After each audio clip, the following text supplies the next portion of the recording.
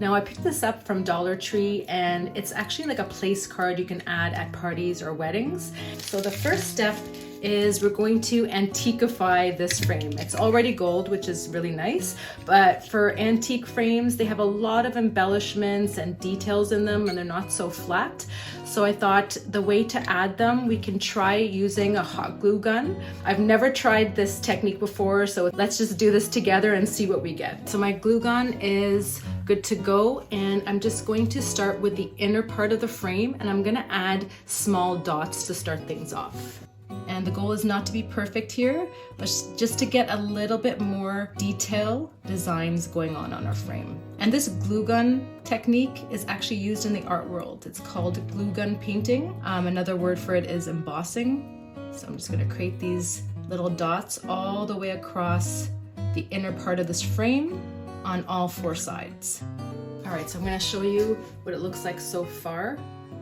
Now I'm going to focus on the outside of the frame, and I'm going to do a little bit of a different design for the outside. My really good friend did really amazing henna when we were in high school, and I used to watch her, and it was just amazing all the designs she came up with. And I remember this one was one of hers. I'm channeling my inner henna artist. You can do any design you want. You can look on the internet, on Google, for some nice inspiration for antique designs. Or you can just go a little bit rogue and let your own creativity take the lead. And again, we're not going after perfection here. We are just adding a little bit more detail to our frame. And I'm thinking I want to add more of these dots. I had it on the inside. I want to add them to that outer edge of the frame, and I think that's going to be it for the designs with the glue gun. And then we're going to use our paint to really kind of bring the antique vibe in. So now we're going to use some paint to mellow down that gold color to make it look more oxidized and old and aged.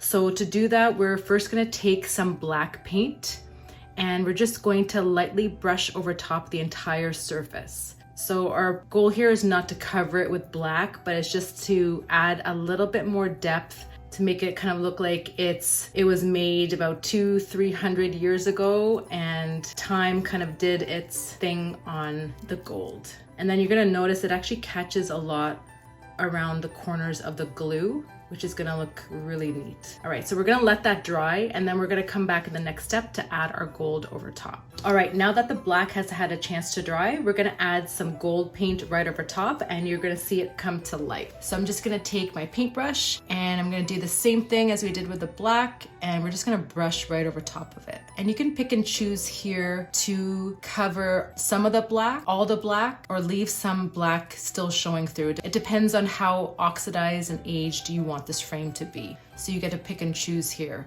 where you keep that black accent. And also, if you find you've covered up a little bit too much of the black, you can actually just take a paper towel or tissue paper, and you can lift some of that gold paint before it has a chance to dry. Now for the inside of this frame, I wanted to paint a mini painting. So to start things off, we're just going to use some light blue, and we're just gonna paint the entire background.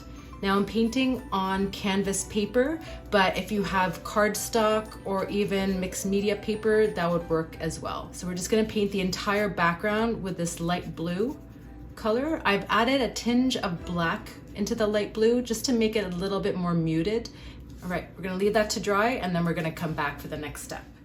All right, now that the background is dry to the touch, we're just gonna pick up a little bit of white on our paintbrush, and we're gonna add a snowbank at the bottom. And you can make it lumpy, bumpy, whatever you're feeling. And we're just gonna fill it in all the way to the bottom. And then when you're happy with your snowbank, we're gonna leave that to dry and then come back in the next step. All right, now we're gonna grab some brown paint on our detailing brush, and we're just gonna add in the tree trunk for our Christmas tree. In the middle is just a line going up, and we can make it a little bit thicker at the bottom, right? And then we're gonna leave that to dry, and then we're gonna add in our pine needles.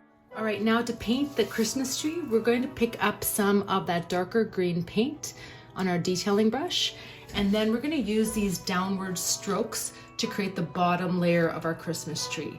So starting at the center, just going to use these downward strokes kind of emanating from the center to create that first bottom layer of our Christmas tree. And then without cleaning up the brush, we're gonna grab that lighter green paint and we're gonna do the same thing. And we're gonna allow those two paints to kind of mix and play on the canvas. And then this layer is gonna be slightly narrower than the bottom compared to the bottom layer. And then we're just gonna rinse and repeat basically. We're gonna, without cleaning off our brush, we're going to pick up that darker green paint and use those downward sweeping strokes to create the next layer on our Christmas tree. And each layer is gonna get thinner and thinner till we get to the top. And then when we get to the top, we're going to grab a little bit of that darker paint right at the tip of our paintbrush, and we're gonna create a little bit of a line like that, a tapered line. And then we're gonna create just a couple of branches because at the top of a Christmas tree, it's really, really sparse, and that finishes off our Christmas tree. All right, now that our tree is dry to the touch, we're gonna add some snowflakes falling from the sky. Go ahead and add in some snowflakes here and there. So I'm also going to add a little bit of white detail to our pine needles to make it look like there's a little bit of snow sitting on some of the branches. And I'm gonna add some strokes of white in that tree in random places just to make it look like there's a little bit of snow sitting on those branches too. All right, now it's time for some fun and we're gonna assemble our frame ornament. So to assemble it, I'm just gonna add it to the backing of the frame that came with it. And I have some tape added at the back, so it's gonna stick nicely. And then I'm just going to plop it into the frame. So now in order for this to be hung on a tree, we need to add a string. So I just have some twine string here, so I'm just gonna add it with a glue gun. And then just to give it some extra security, I like to go over it with a second coat of that glue gun right over top of the string to really secure it into place. And once it's nice and cool, we're gonna flip it over and our frame ornament is ready to be hung. This is day 5 of my 6-day DIY ornament series. So be sure to subscribe and hit that bell so you don't miss the final video coming your way tomorrow. I'll share an extra special treat in the final video. 2 bonus ornament DIYs to wrap up the series with even more holiday magic. See you tomorrow for day 6.